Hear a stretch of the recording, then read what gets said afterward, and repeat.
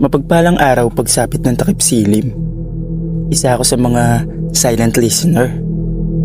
Itago niyo na lang po ako sa pangalang Rina. Gusto ko lang ibahagi yung nangyari sa amin sa pinagtatrabahuhan kong hardware dito sa bayan namin sa Laguna. Hanggang ngayon, pag naaalala ko, kinikilabutan pa rin ako. Matagal na akong cashier sa Ramil's Hardware. Halos 3 taon na rin ako doon. Maliit lang yung tindahan pero madalas maraming bumibili. Mga karpentero, foreman at mga taga-bukid. 6 kaming nagtatrabaho ron, kasama yung may-ari at asawa niya. Noong Hunyo lang, may dumating na bagong empleyado. Ang pangalan niya raw, Roldan. Tahimik siya, magalang at halos hindi nagsasalita. Maputla, payat, parang laging puyat. Ang sabi ni Sir, kapitbahay daw nila sa kabilang barangay. Medyo mabigat daw ang katawan pero matulungin. Sa una, ayos lang naman siya. Magaling magbuhat, mabilis matuto, at palaging maaga. Pero mga ilang araw lang, napansin ko na parang may kakaiba sa kilos niya. Tuwing hapon, lalo na kapag papalubog na yung araw, bigla siyang nagiging sobrang tahimik. Nakatunga nga lang minsan sa labas ng tindahan. Sa may poste ng ilaw, parang may tinitignan. Minsan, nahuli ko siyang nakatingin sa akin habang inaayos ko yung mga resibo. Hindi naman bastos yung tingin, pero kakaiba, matagal, at parang sinusuri ka hanggang kaluluwa mo. Roldan, okay ka lang? Tanong ko minsan. Napangiti lang siya. Opo, Ma'am Rina. Ang ganda kasi ng ilaw sa mukha niyo pag ganitong oras. Medyo kay nilabutan ako, pero ngumiti na lang ako pabalik. Baka friendly lang talaga siya. Kinabukasan, napansin ng isa naming kasamahang lalaki na parang may mabahong amoy tuwing darating si Roldan. Hindi amoy pawis, hindi amoy hayop. Parang dugo na nabubulok na karne. Baka may nahuling daga sa likod, sabi ko. Pero nung sinilip namin, wala naman. Madalas din daw, sabi ng ibang kasamahan ko, may maririnig na lang silang kumakaskas sa bubong tuwing gabi kapag sila na lang ang naiwan mag-inventory. Akala nila pusa, pero may pagkakataon na parang lakad ng tao ang maririnig. Hanggang isang gabi, ako ang na-assign mag-close kasama si Roldan. Mga 8:00 na, halos sarado na lahat ng tindahan sa paligid. Tahimik ang kalsada at tanging tunog ng kuliglig ang maririnig. Habang inaayos ko ang kaha, napansin kong nakatulala na naman siya sa labas. Roldan, uwi ka na ba pagkatapos nito? Hindi pa siguro. May pupuntahan pa ako. Napatingin ako sa kanya. Sa ngiti niya, parang may bahid ng ibang anyo. Hindi ko alam kung bakit pero bigla akong kinabahan ng husto. Pagalis niya, naiwan ako mag-isa sa loob. Pagkatapos ng ilang minuto, narinig ko yung tunog sa bubong. Mabagal.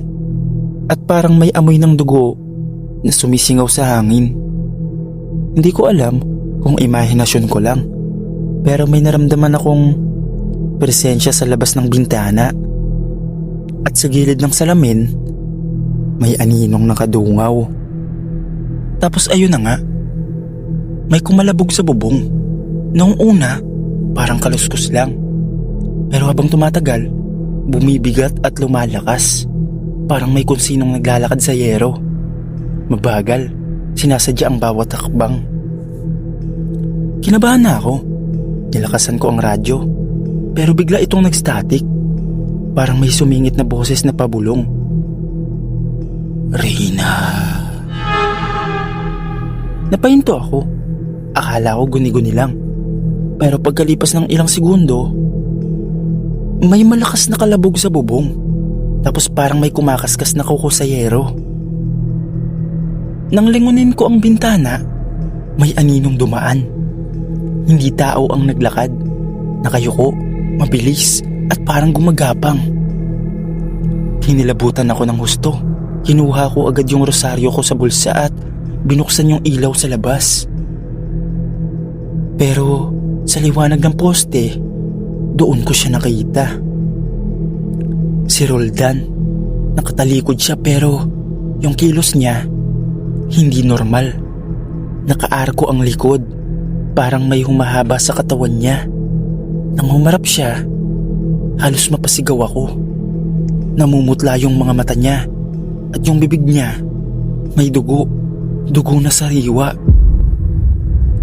Ngumiti siya sa akin. Yung ngiti na parang wala ng tao sa loob ng katawan niya. Ang bango mo, Ma'am Reyna. Ang tagal kong hinintay ito. Sumigaw ako at mabilis na isinara ang pinto. Inilak ko ang pinto. Sabay takbo papunta sa stockroom. Nanginginig yung kamay ko habang tinatawagan ko si Sir Ramil sa phone. Pero hindi siya sumasagot.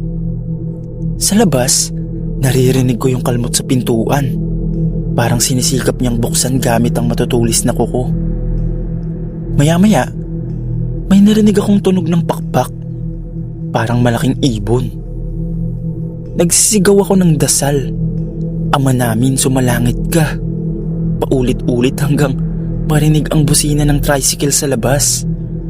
Dumating si Sir Ramil at isa pang trabahador, si Mang Temyong. Pagbukas nila ng pinto, nakita nilang basag ang isang bintana at may patak ng dugo sa sahig. Pag-akyat sa bubong, wala na si Roldan. Kinabukasan, may dumating na pulis at mga taga-barangay. Sabi nila, may natagpo ang patay na kambing sa bakuran sa likod ng hardware. Wala nang laman loob at may 2 butas sa liig. Kinilabutan kaming lahat. At matapos yun, hindi na bumalik si Roldan. Hanggang dito na lang po, Sir Dave. Maraming salamat po.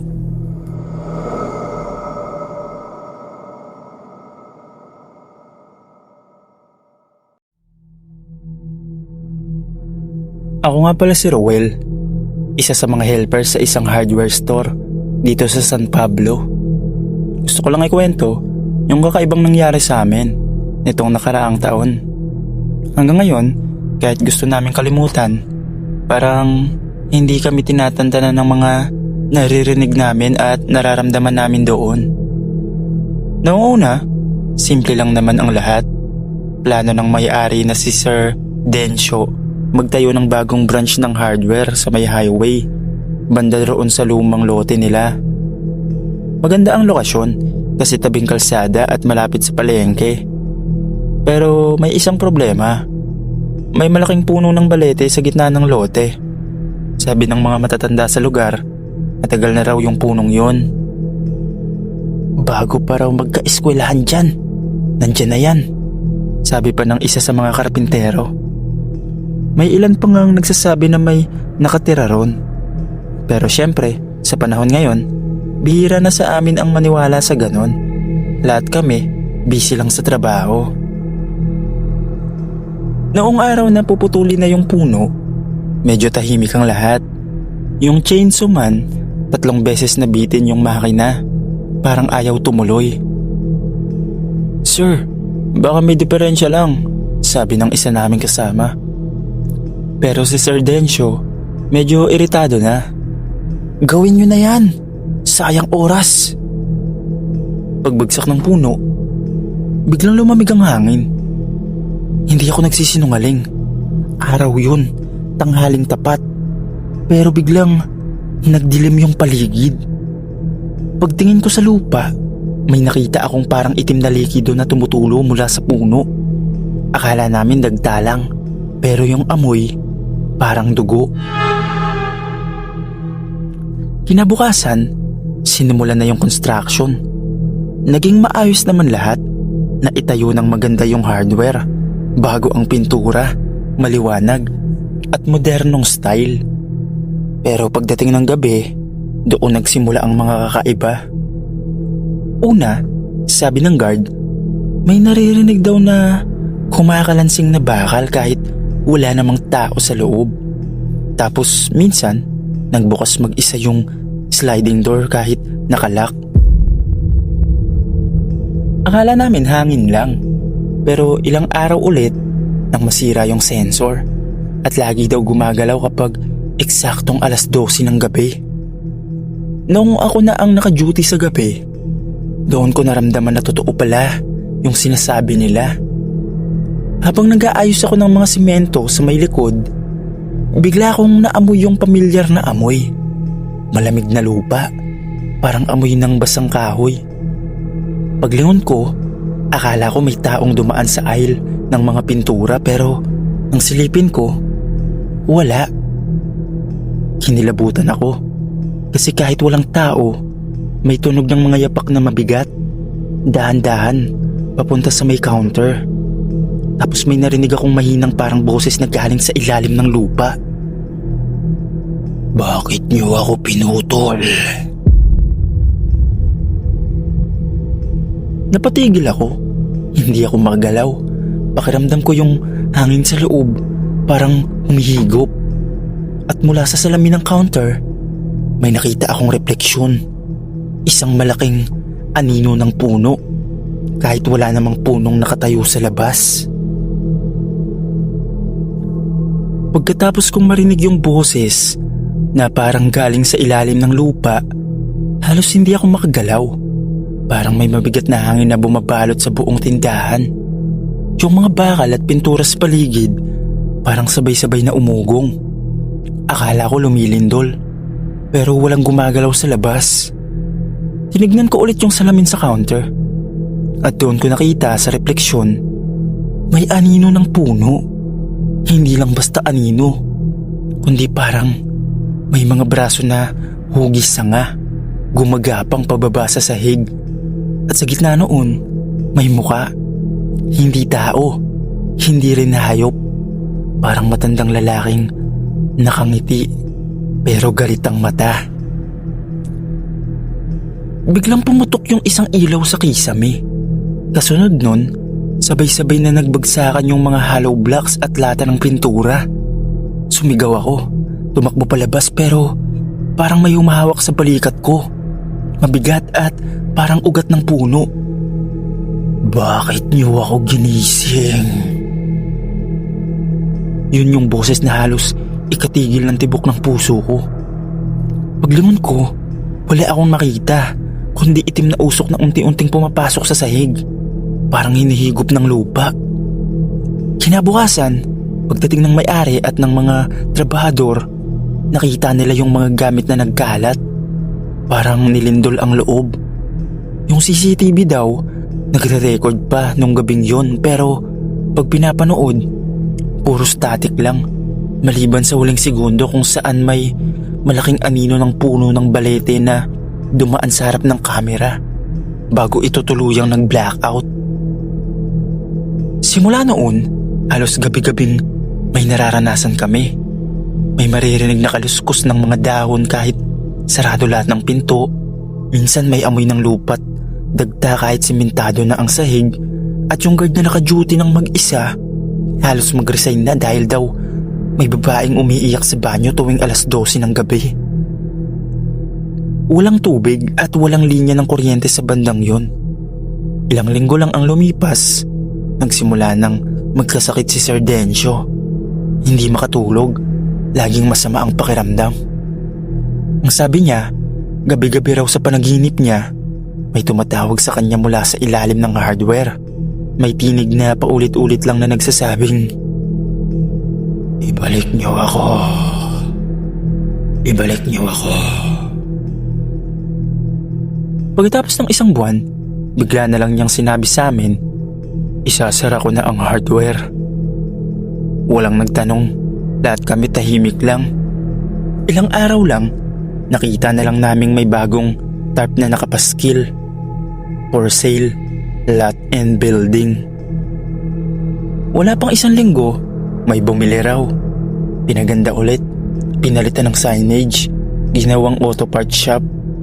Pero sabi ng bagong may-ari, kahit ilang beses nilang linisin, lagi raw may tumutubong ugat sa sahig.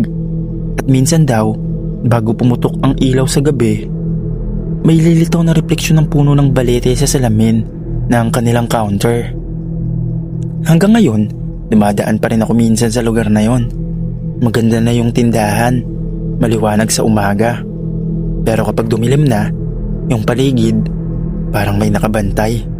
Tahimik lang pero ramdam mong buhay pa rin yung punong pinutol. Hanggang dito na lang po, Sir Dave. Maraming salamat po.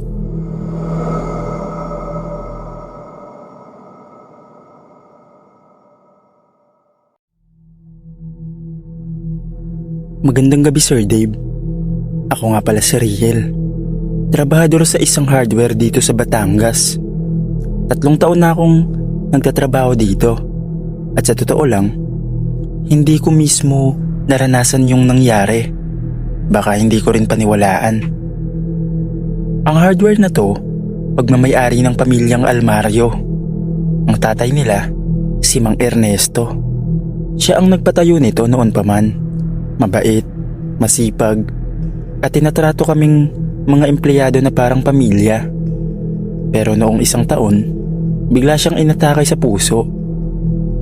Doon mismo sa loob ng tindahan, habang nagbibilang ng resibo sa may counter. Namatay siya sa mismong lugar kung saan siya madalas umupo. Pagkalipas ng ilang linggo, ang anak niyang si Sir Paulo ang humalili bilang bagong may-ari. Tahimik si Sir, hindi kasing kwelan ni Mang Ernesto. Pero mabait din. Sinubukan niyang ayusin lahat. Pinapinturahan ang tindahan, pinalitan ang mga lumang gamit, at inalis pa yung lumang upuan ng tatay niya sa counter. Sabi niya, ayokong makita yan araw-araw. Parang ang bigat sa pakiramdam. Pero mula noong araw na inalis yung upuang yun, nagsimula ang mga kakaiba. Una, mga maliliit na bagay lang. Mga gamit na nawawala tapos makikita na lang sa isang shelf. May maririnig na kaluskos sa opisina kahit sarado na. At tuwing madaling araw, sabi ng guard, may ilaw daw sa loob kahit patay na lahat ng switch. Isang beses, si Lito, kasama ko sa delivery, nag-stay late kasi nag-aayos pa ng stock. Pag uwi niya, sabi niya, may nakita daw siyang lalaking nakaupo sa sulok. Suot ang lumang polo ni Mang Ernesto. Akala ko si Sir Paulo, pero paglapit ko, nawala. Pinagtawanan namin siya noon, pero kinabukasan, nakita namin sa CCTV yung eksaktong sinabi niya. May aninong nakaupo sa sulok. Hindi malinaw ang muka, pero parehong-pareho ng posisyon ni Mang Ernesto noong araw na inatake siya. Isang gabi, ako naman ang duty sa closing. Magka-alas 11 na at ako na lang ang tao sa loob. Nasa may counter ako, nag-aayos ng mga papel. Tahimik ang paligid, pero parang may mahinang yabag sa likod. Paglingon ko, wala naman. Sinubukan kong baliwalain, pero biglang bumukas mag-isa ang drawer ng counter. Yung luma na matagal nang sira. Sa loob, may lumang resibo at may nakasulat sa likod, "Huwag mong kalimutan ang utang mo sa akin." Hindi ko alam kung biro o ano, pero nang pagtingin ko sa ilalim ng counter, may nakapatong na lumang ballpen, yung paboritong ballpen ni Mang Ernesto. At sabay nun, may narinig akong malalim na tinig. "Riel, tapusin mo ang benta bago ka umuwi." Natakot ako. Pagtingin ko sa may salamin, may refleksyon ng matandang lalaki sa upuang dati niyang inuupuan kahit wala namang tao ron. Tumakbo ako palabas. Pagbalik namin kinaumagahan kasama si Sir Paulo, amoy kandila sa loob. At yung lumang upuan ni Mang Ernesto na itinabi na sa bodega, nasa harap na ulit ng counter. Ilang linggo matapos yun, halos araw-araw may nagpaparamdam na.